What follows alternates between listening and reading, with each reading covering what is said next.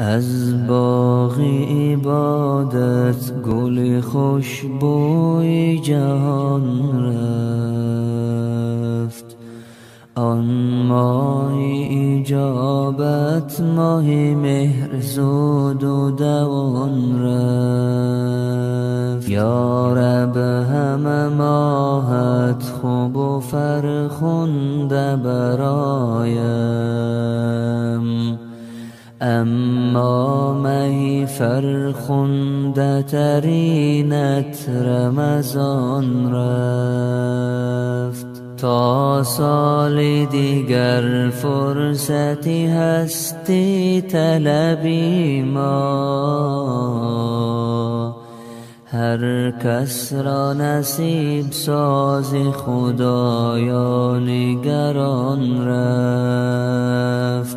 هر کف به دعا در حق آنها که نباشند،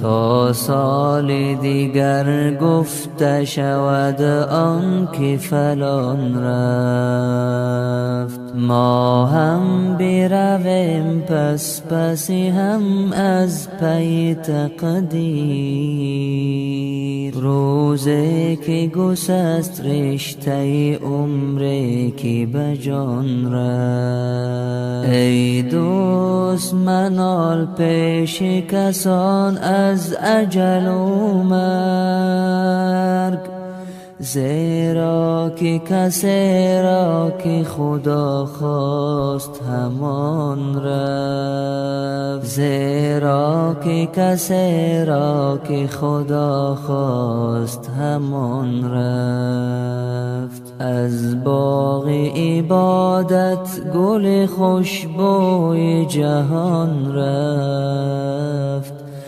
آن ماه اجابت ماه مهر زود و دوان رفت. یا رب همه ماهت خوب و فرخنده برایم، اما مهی فرخنده ترینت رمضان رفت. تا سال دیگر فرصتی هستی طلبی ما،